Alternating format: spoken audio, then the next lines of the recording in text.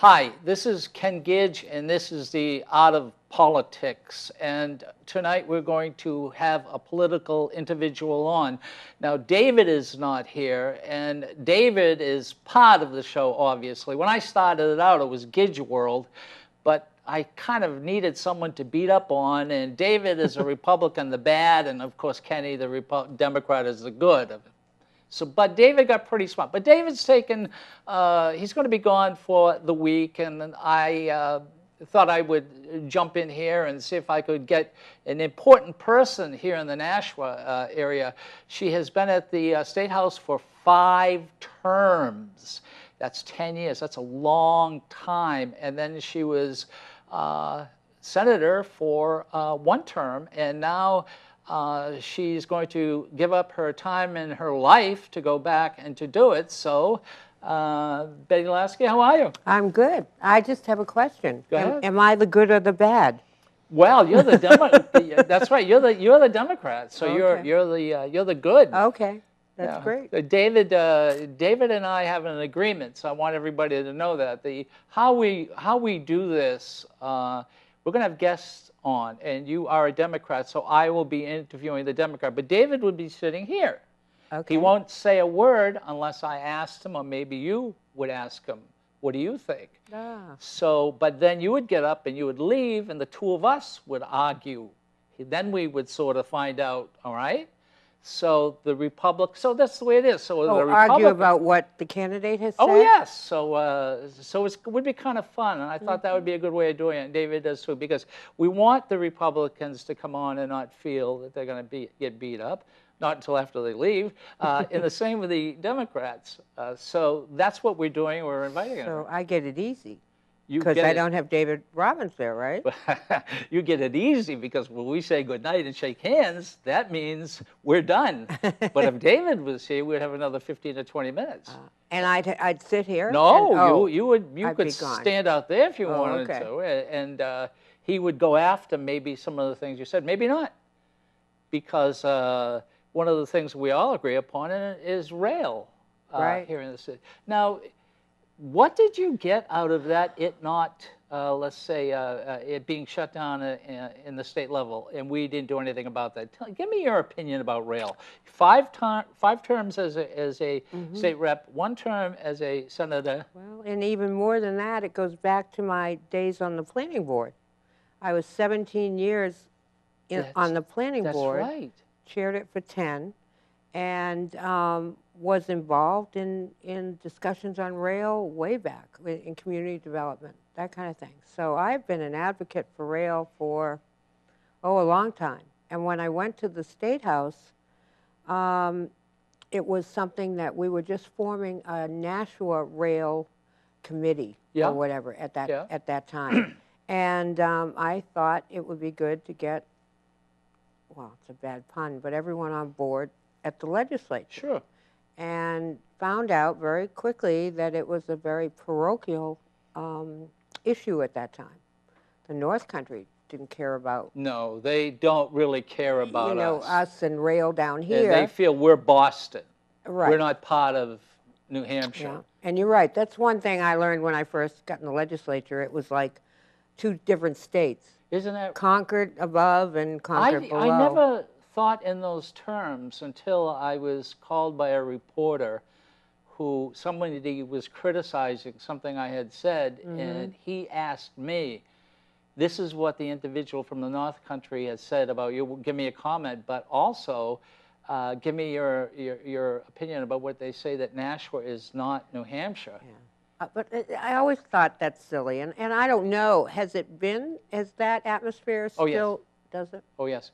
And not in the Senate. I mean, that's not something. No, I'd like to remind them, if it wasn't for Nashua, that's been the economic engine for so many years, they wouldn't have a lot of things that they have up there because we've been paying for it.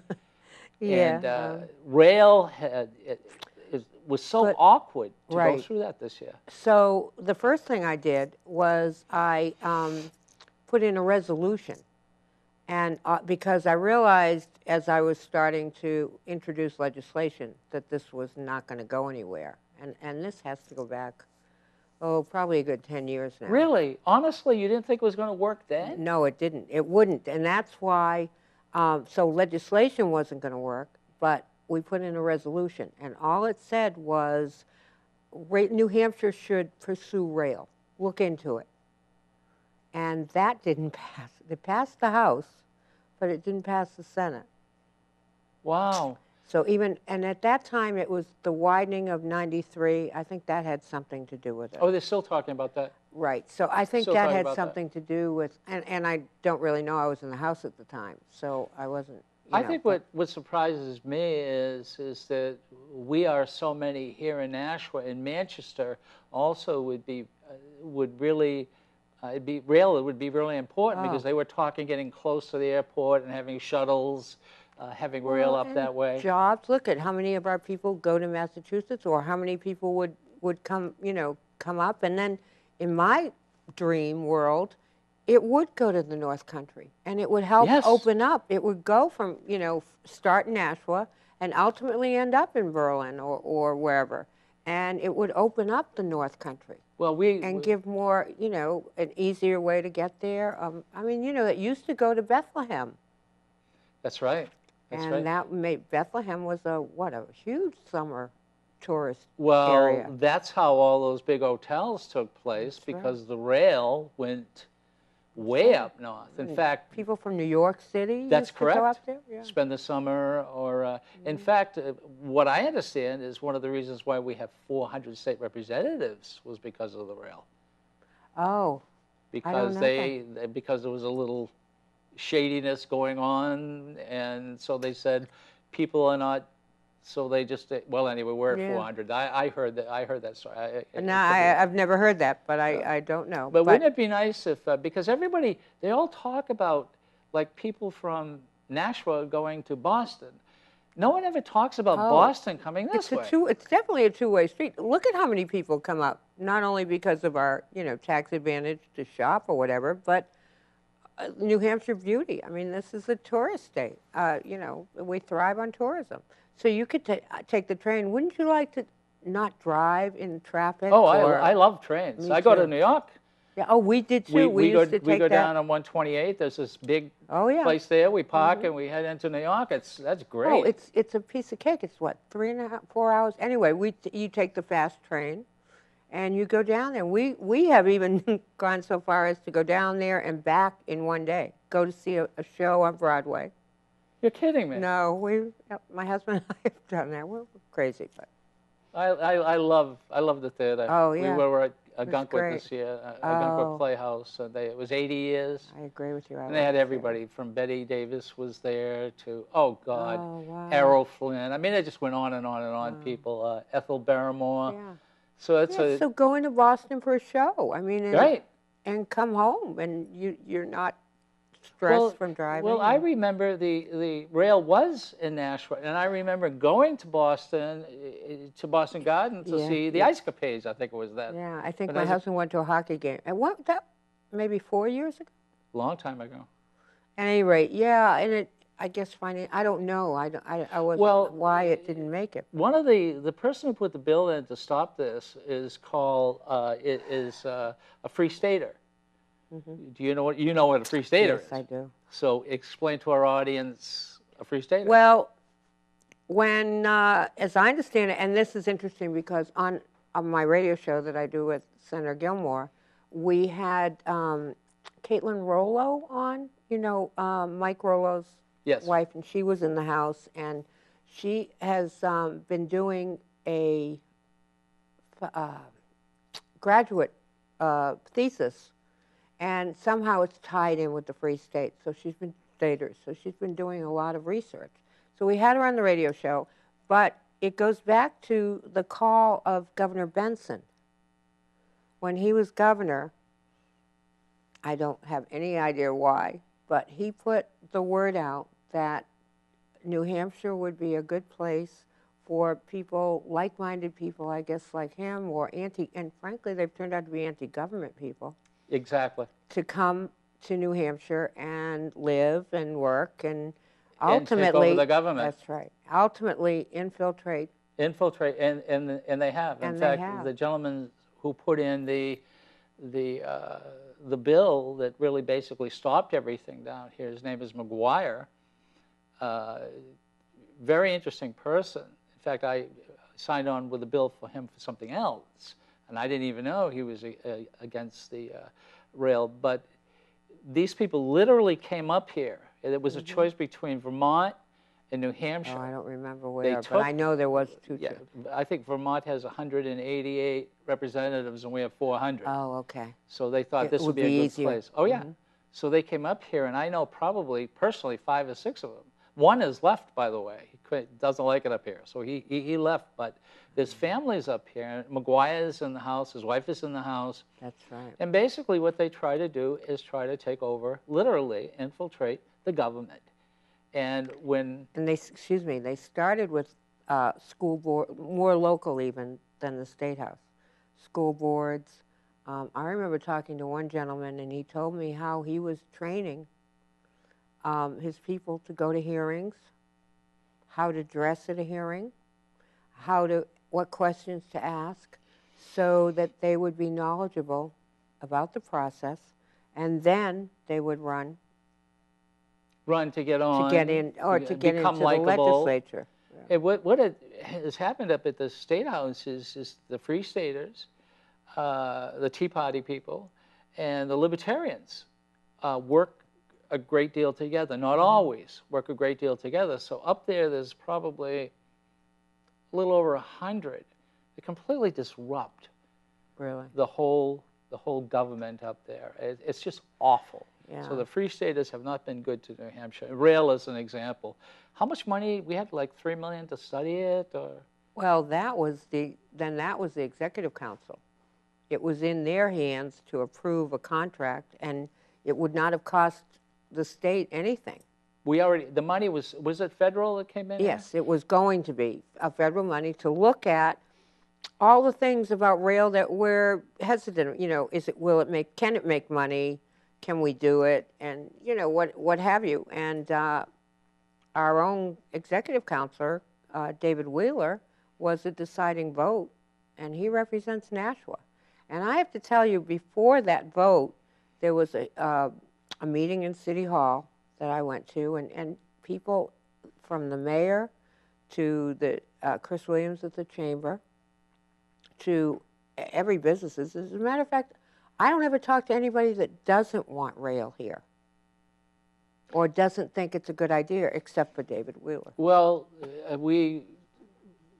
it's interesting because we were just talking about that we are, when they look at Nashua, okay, they think of us as really not part of New Hampshire, so to beat up on Nashua. But I think what really surprises me is Manchester's pretty strong. And between Nashua and Manchester and a few others, we just didn't make enough noise.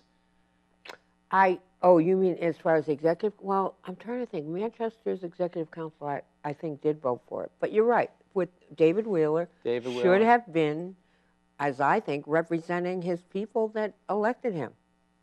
Deborah Pignatelli is running again. Right. I have to tell you, Deborah Pignatelli would never have voted against rail. No, and hopefully, matter of fact, she was coming on one evening, and she got here. We were supposed to be like 7:30, and everything was running late, so it was going to go to 9:30. And I said, if you don't want to do it, I'll understand. But Deborah will be back, and she's very, very popular and very, very fair. You have been, let's get to your political life, 10 years, 5 terms in the House. What did you do in the House? I could be smart and say nothing. No, I'm very proud of my record in the House. I served on the Judiciary Committee. As a matter of fact, the first term I got in, I was on the Impeachment Committee. That was the Judiciary Committee, and that was the year that they tried to impeach Chief Justice Brock, and then Justice Broderick, who became Chief Justice, and I'm trying to remember now. We're all involved. And we ultimately had impeachment hearings that originated in the House, and we had a lawyer from Boston, Joe Steinfeld, who was really, an excellent lawyer, and This was the first time that this had been done, so we had to create rules. We we So you had to set up the there rules was of never, how the process, it had never been never been done. well, this was just judges. This was. Yeah, this was, and specifically the Chief How Justice. do you do that? Well, the attorney helped us. It was an incredible process, and for me, I was, cutting my teeth on this. I hadn't even been in the House. Nobody knows what it's like for the first term or the You're second right. term. But You I have it was no incredible. idea. And the great thing was, I think by chance, we had Henry Mock was, I don't know if you knew him during your time, No. the chair of Judiciary. And Henry, as a Republican though, but he used to call us his Democrats. He became very protective. All of us sort of bonded through this ordeal. It was televised. NPR did it. It was on radio. It was, I think, the first time, I'm trying to think what year, I got in 98, so it was 98 or 99. First time, I think, that many people in the state had gotten a look at a House committee. Unless you were particularly interested and had gone up to the House, most people Have no idea. No idea. It doesn't affect them, or they think it doesn't affect them. I have to say, local government and whatever affects people, I think, a lot more than federal.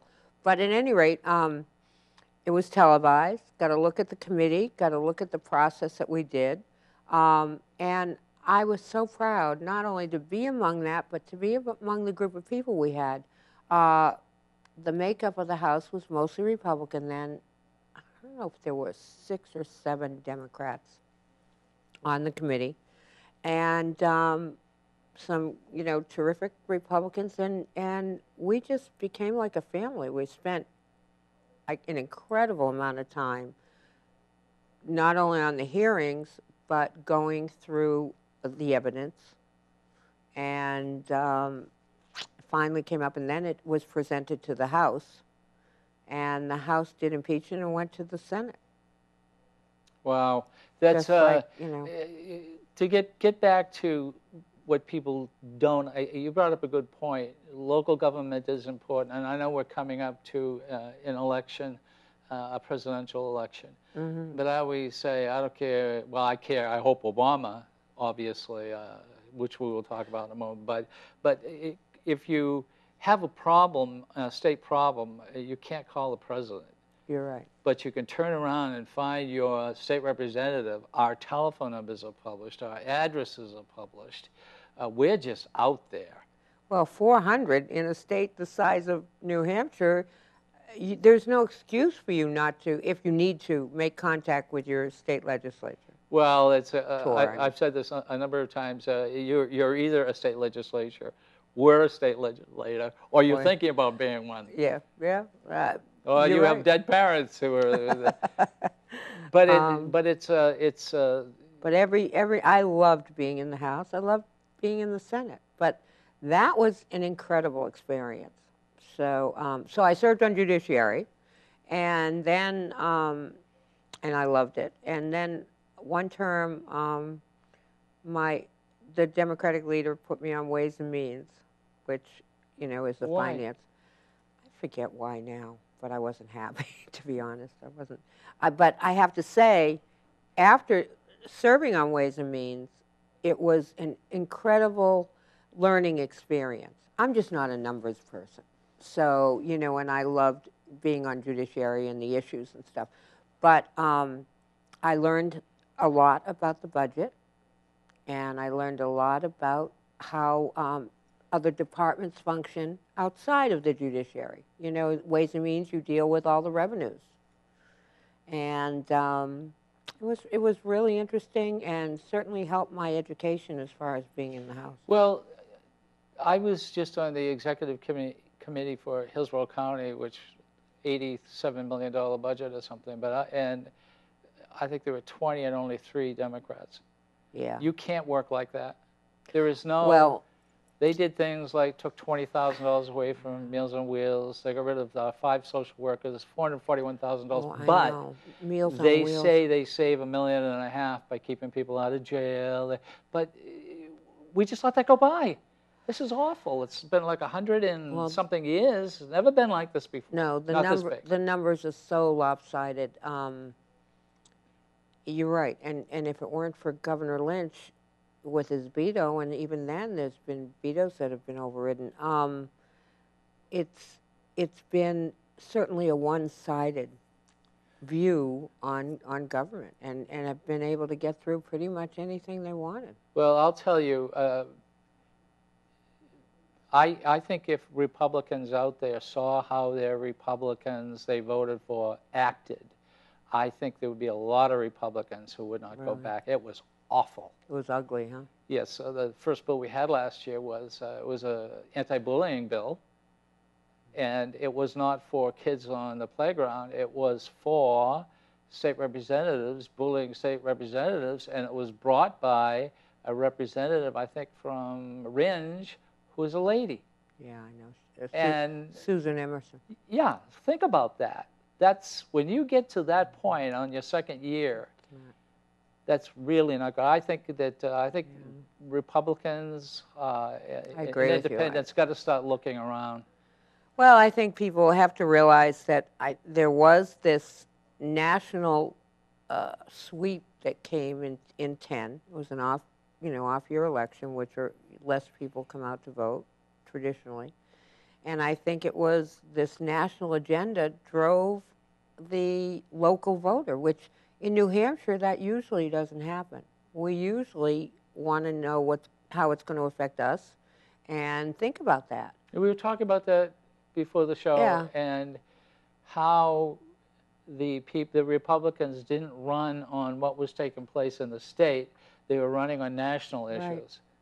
Right. When they sent out a mailer equating me with Nancy Pelosi, and I didn't even realize at the time, but she's evidently hated by a lot of people, and on the other side, and so myself and I think any other woman Democrat, there was 3. We were outspent 3-1, but there were things out there with I'm going to do what Nancy Pelosi did.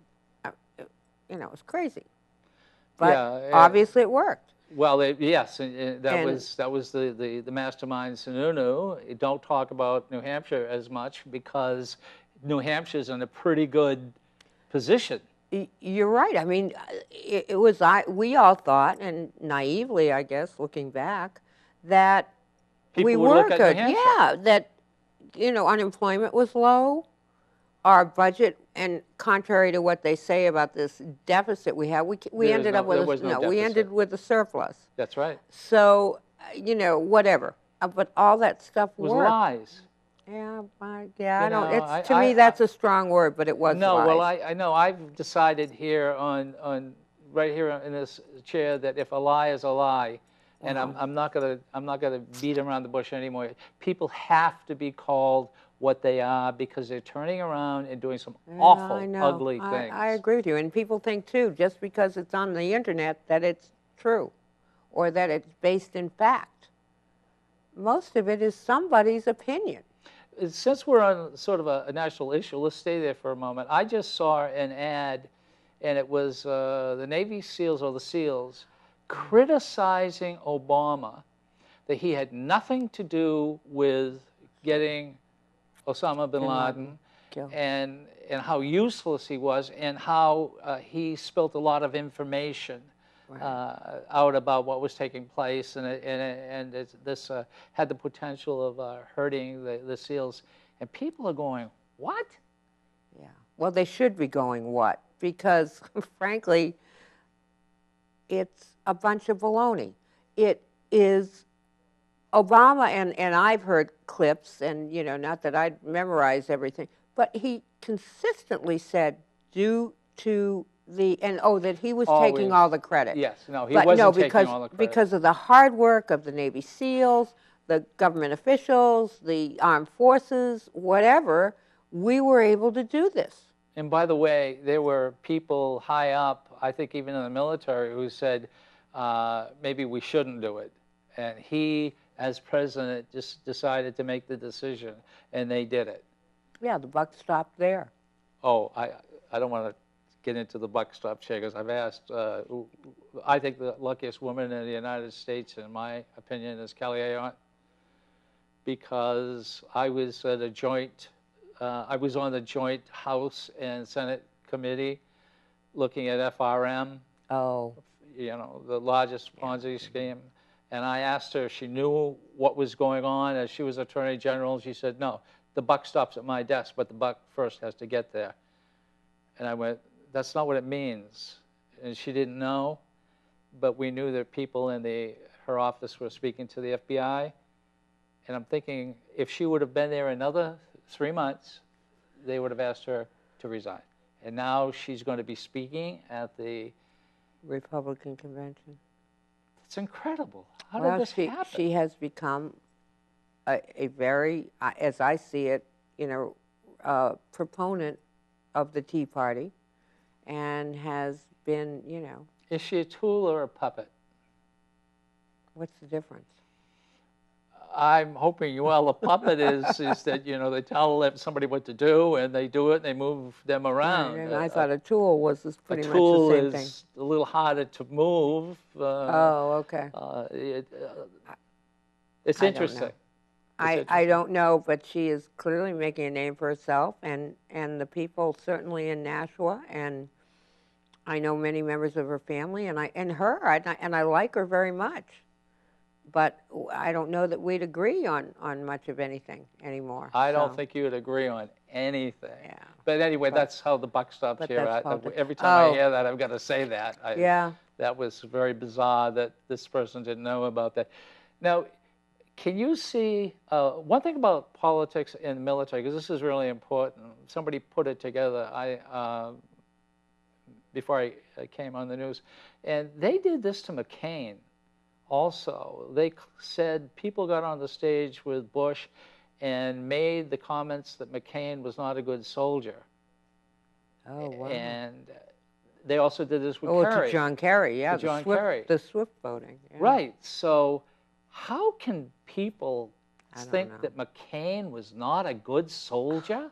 How can you think that President Obama would be out to jeopardize the people that work for him, the government, the people of this country?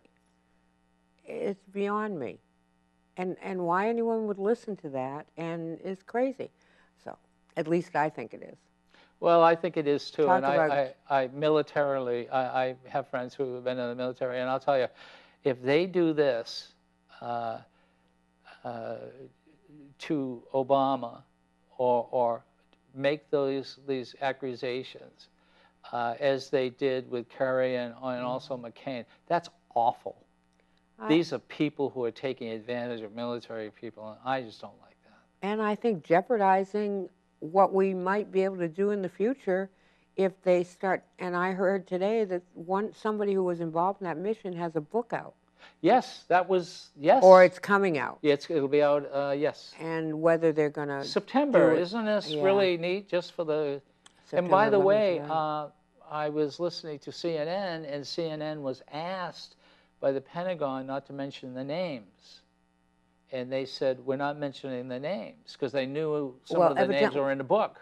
Well, and I didn't know that, but he's writing under a assumed name. Yes, so but they know who this person is. I'm sure they probably do. Yeah. But he's not out there, with his own name, and yet possibly he's telling others their real name, and to me that's unconscionable too. I mean, you are jeopardizing your fellow people that you served with, and I think the way we do things in the country, as far as if God forbid we had to get another Osama bin Laden, I mean, there's a lot of things that were involved in that. Yeah, this is kind of a time when we should all be, one way or another, coming together. And during these times, we seem to get further apart. That's why I always and recommend point this. fingers at one another. And That's why I recommend this show, that this is the best show here, simply because I have David, who is a Republican, and boy, do I go after him. And he's really good. He comes back at me. So that's always fun. That's always fun to do. you know, you can agree to disagree on things. I mean, I have many friends that are Republicans, and you know, many friends that are Democrats that I stay away from certain issues. You know, Being 2 terms up at the State House, I got news for you. I know Republicans that have said things to me that they would not want to get out. Oh. One said to me, no names, I would never mention it because I've said things to them that I don't like that's taken place in my party, etc. He said, and I quote, "If this individual runs again, I am going to give a donation to the other side, to the Democrat." That's when things get really bad. Well, from what I've read, and again, I wasn't up there. I've been up there a few times to. Well, you're always connected anyway. Yeah, I mean, you're right. Compared to everybody else, I mean, you do a radio show. Now, when is your radio show? It's on WSMN on Tuesday mornings from 10 to 11, and it's the Granite State View with primarily an emphasis on politics. And with Peggy, and we never have a lack of things to talk about. We generally bring on a guest every show that's either, you know, I mean, certainly we've had Senator Shaheen on the show, on the phone. We've had, if there's a hot button issue, you know, we like to get somebody to talk about that week. And it's been a lot of fun. I've enjoyed it. And I say jokingly or whatever, I say the good news is I've had to keep in, you know, touch with what's going on in Concord, and the bad news is I've had to, you have to keep in touch with what's going on. I'll tell you, there's only 102 of us out of 297. Well, I think there's one more now, but it's been awful. Yeah, that's what I understand. No, supermajorities don't help anybody. No, and I have to say, no debate. I mean, they've stopped the debates on the House floor. Well, that is the speaker. That's crazy. That should not. I mean, he has the votes to pass everything, you know, and to get whatever rules he wants that pertains to the House through. Well, the debate, 9 minutes and stop. So. Well, because they were able to pass that rule. So here I am, the third person to speak, and I go to speak, and time's over. And I'm going, this has got a debate. This is where you can change people's minds. This is the important place. I thought everybody should get 4 minutes. And if there are 10, okay. But this is where your party comes in and says to Kenny, don't speak this time because we've got 3 people ahead of you. And the same would be the Republicans. That's how that would slow it down. But to take people's right to speak. I agree. Is just... That's not right. I mean, the few times that I've been there, and granted it's been hot button issues, but if a Democrat gets up and asks to ask a question, it was always a courtesy, whatever party, you were able to ask that question. And I think you're shut down a lot of the time. Well, yes, we have, and that can't happen. And as you probably know, there was one time at the State House where it was a Republican sticking up for the Democrats because they could not speak. And it got so bad that when the Republican left, he said goodbye in a German way, which made it sound like, all right?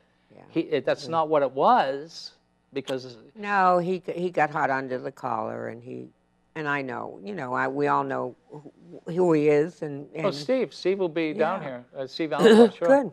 And you know, when I first knew him, he was a Democrat. That's right. And he was highly respected. And when he gave a speech on the floor of the House, he's a very bright individual. He's probably one of the smartest people up there. And people listened. And I can remember as being... You know, when you first get up there and everybody tells you how to make a speech or whatever, he was a model to follow. Yeah, and he's had some I don't know. I was writing down some literature. This is true.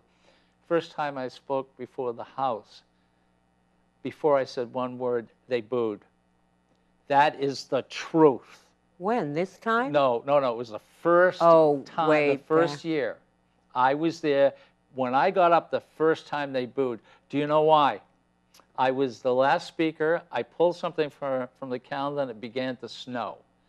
And when I began to talk, one of the reps went like that, wanted and to I get looked out up of and I there. said, I started beginning to snow, and it's 6 o'clock at night. So I would have booed too. Yeah, you But, wanted to get out of there. But yeah, sometimes, you know, sometimes it's in good fun. You know, I've been there when it's been really hot in that room, and you know, I mean, And by the way, men cannot take off their coats until the majority leader says they can, and the women must request it, I believe. yeah, nobody has ever said no to that request. But well, this time when the speaker closed the gallery of the house, I was there. I was too. I was there. Senator Hassan and I filed a lawsuit. Were you the guys who got to reopen? Okay. All right. So whether we ran immediately and filed this lawsuit, or you know, whatever it is, injunction, whatever, and I think finally his people, you know, people that had some common sense, got to him and said, "Look, you know, you can't do this. This is the people's house." Yes, and there was a so lot of yes. He finally reopened the doors, and we kept the lawsuit going until we had one loss. But because he did open them, it kind of made the points we were trying to make moot. Well, so. we have 400 people up here. Okay, we're the fourth largest or third largest governing body in the English-speaking world, and I think it's every 32 or every 3,400 people have a state rep. Yeah, we sometimes, it gets a little chaotic, and yeah, we use up a little bit more time, but this is a pretty damn good state to live in. I know. Nashville's a pretty good city. Oh, Nashville's great. Look, we finished in the top 100 again. Yeah, we were the only city in the United States to be the only city to win it twice, when there was only one city in the United States voted on. Now they got like 15 states or 25 states. Oh, okay. And we were the only city. We were the first to be on Money Magazine, and we were the last city to be the only city on Money Magazine. Now there's hundreds. Yeah, you're right. Well, I know we were in the top 100, and I don't know out of how many, but yeah, it's a pretty good distinction. I mean, we've been here more than 30 years, and this is home. I mean, I raised my daughters here. One was born here. One was born in Florida. We lived in Florida at the time. And, you know, I couldn't have been happier. Where else could, you know, the average person, you know, run for a state office? And, you know, it's so accessible here if you're at all involved in politics. And then meet presidents of the United States, have them in your home, you know, have senators and what have you that you meet, that you talk with, that you go to dinner with. You know, maybe Iowa is the only other place, but... Not even Iowa. Yeah, because their caucuses are different. Yeah, and politicians, I've talked to some with the senators. When I was doing radio, it was good to talk to the people who were with them. You got more information that, you know, for the interview. But they were saying that they really like to come up here because they're challenged. Oh, exactly. Right away. I mean, you're absolutely right. You're challenged up here. When we have more knowledge of politics up here in the state of New Hampshire than I would say anywhere in the United States. And we expect it, and we're spoiled rotten. We expect, if we haven't seen that candidate in our living room or in somebody else's living room or up front and, you know, got to ask a question, you know, we're petulant and we pout and, you know, we don't like him or her. Well, I'll tell you what, I'm going to take a short break. Okay. Then we come back, we'll talk about a whole bunch of things. This is Ken Gidge. This is Out of Politics. Back in a moment. This is Ken Gidge, and we're back. This is The Art of Politics, and as you already know, we have been speaking with Betty Lasky, and now we're going to talk probably about politics that are taking place right here in the state. We've gone all around the world, and during the break, I mean, we've settled all conflicts all around the world. Now let's see what we can take care of here right now. Now, you mentioned Maggie Hassan, I'm sorry, running for governor. By the way, she was the head of that Senate committee that I was on. We won't get into that again. Now, and I've also endorsed her, and my name is someplace there. And you have endorsed her? Yes, I was an early supporter of Maggie's, and I've worked with her. And explain who she is. Oh, okay. Maggie Hassan is senator from Exeter, and I think there might be some other towns around there, but she is an attorney and lives with her family. Her husband is now, he wasn't, but he's now president of the school, Exeter Academy. He's president of that? Yeah. I'm trying to think they call it, the correct title is president. Wow. Yeah. Phillips Exeter? Phillips Exeter. And I think that happened in the last 2 years. Well, I didn't know that. Yeah. I didn't know that. Yeah, he's a great guy, Tom. Well, that's quite a position. And she has a son. Yeah. And a daughter. And their daughter, Meg, was our page when I went to the convention in Denver, and a real sweetheart. The pages, there are 2 pages that get to come from New Hampshire, and they're voted on, and one's a man. And the other one, when Meg came, was Donald Manning's son. Oh, yeah, yeah. Who came. And anyway, they were great, and great family. And Maggie was in the Senate, well, before I got there. When I was in the House, she ran for the Senate. And then when I was there, she was majority leader. And I've always found her to be an incredibly intelligent woman with a grasp of the issues. And as majority leader, well, that was the year we had 14 women. And that's kind of a lot to handle. That's right. No, this was the first female Senate, majority, the majority in the country ever. Yeah. So well, I've great, worked with her, and I can tell you exactly, I can say just about what you said. She's tough also. She's tough, she's fair, and really bright. And why in the world? Articulate. Oh, yes, yes. But why in the world would anyone want to be a state senator? It's awful. The work is so the work hard. Is hard. I mean, you guys are paid more than us, or? No. Same $100. Before taxes. Right, right. Yeah, we got to get that straight. It's smaller. It's a smaller body, but that means there is more work, because instead of being on 1 committee, you're on 3. How? It's a lot of work, I have to tell you. I've been for 4 years on Commerce, which is banking and insurance. That's a lot of work. Which is unbelievable. It was just, you're so lucky to have had that experience. And now, especially with bailing out the banks and now talking about insurance, this is what a place to be. And I'm running for Ward 6, and Ward 6 is going to have, a good place. Hopefully they understand that this is important. Really important for us. And yourself, what wards are you running in now? Well, I am running in ward, the district is District 13, and I am running in wards 3, 4, 6, 7, 8, and then this year, because of redistricting, they added 9 to my district. There were some population changes, I think a decrease in population in the inner city wards 4 and 6. So I needed, in order to make the Senate districts pretty equal in population, they added 9, and that was taken away from Senate District 12. And they changed that district drastically, frankly, to make it far more Republican than it was. So, well, they can do that. You're right. Whoever has this, gets that redistricting year. Make it more Republican, to make it more easier for a Republican, more difficult for you. I cannot believe a person who's running against you has as much experience, and certainly. Do you know him? He No. was in the House. No, I do not.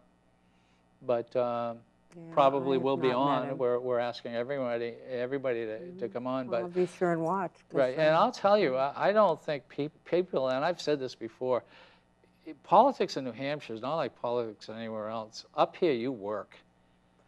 Oh, The amount of and I work can't speak that- to what it is, but in the Senate we do have an aide.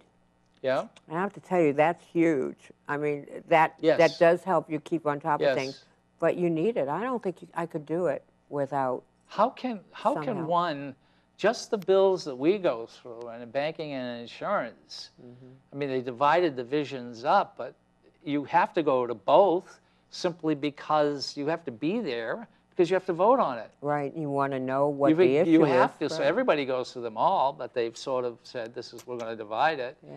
How in the world? I don't think people realize the amount of work. I know there are candidates that don't realize. Oh, and, no. And you Oh, know no. there are a lot of people that ran for the Senate and didn't run again. And I No. think because it still is a volunteer job. It You- is. If you work, you know, you have to support a family. You have to work at another job. You can't live on $200 for 2 years. You can't do that. No, you And can't. so, you know, there is some certainly drawback to that. But on the other hand, it's not a professional legislature, in either house.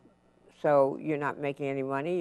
You're doing it for We're your volunteer. service. We're the only volunteer government in the United Right. States. You're doing it to serve your state and the people of your state. And And when they talk For about me, it's been- politics up here, they better understand that it's up here is politics, someplace else is something else.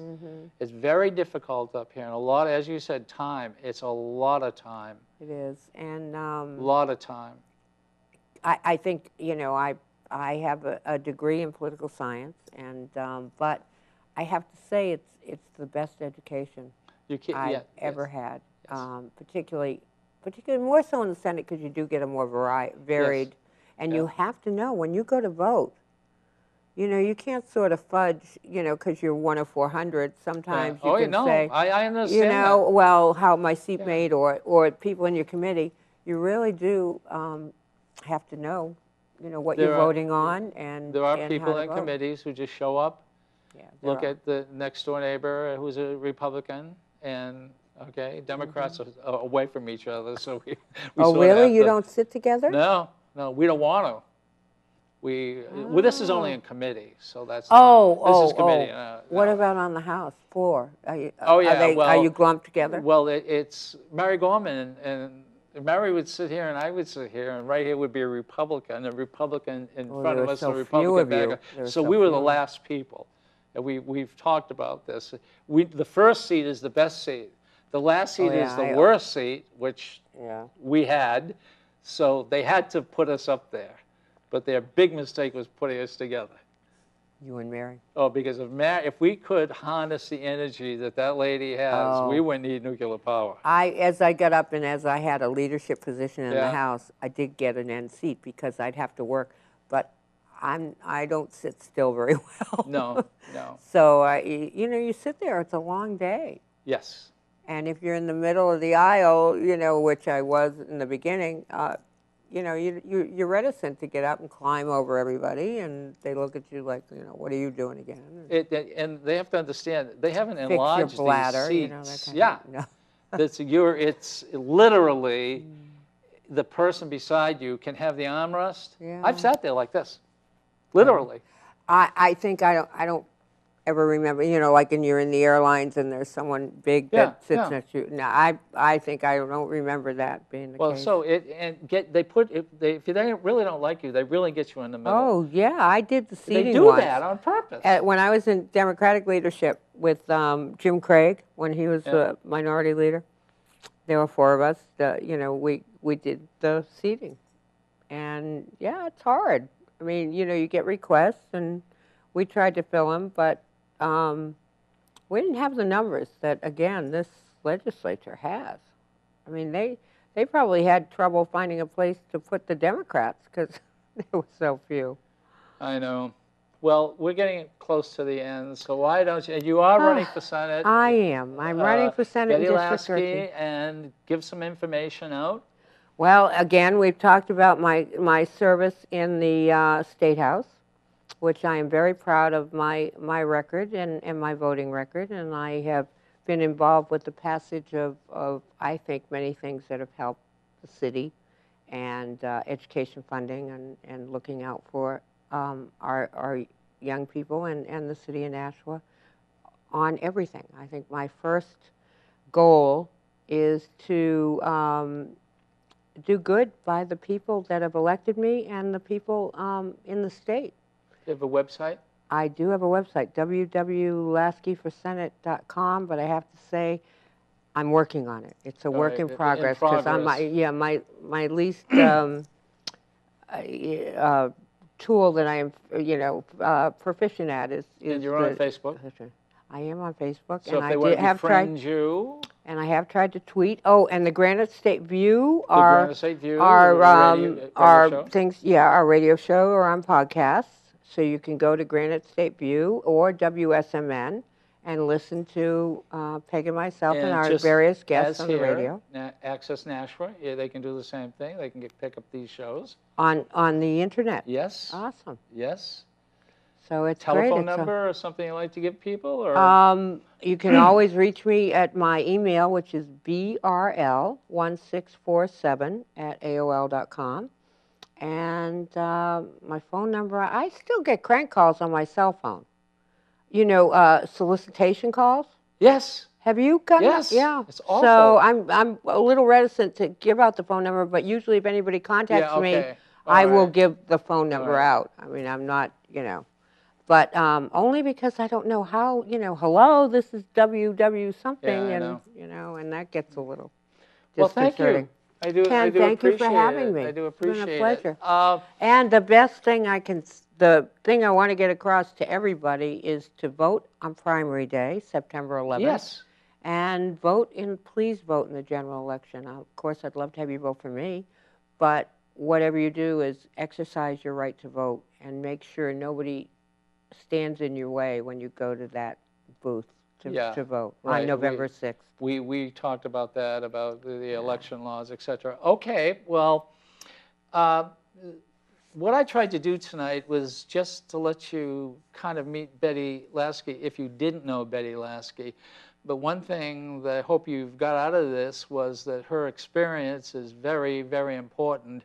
And if you have watched this show or other shows or listened to what's taking place, you would see here in New Hampshire, it's quite chaotic. We've got to sort of come back to earth. So you can get me at Gidge, that's K-G-I-D-G-E. You can go to my Facebook, befriend me. I'll be very happy to be friends with you if you so desire. I'm going to give you a telephone number, which is 864-9332, 864-9332. And I also have a website called Gidge World because I'm an artist. I obviously have a website. So thank you. Thank you. Thank you very much. Pleasure. Next time.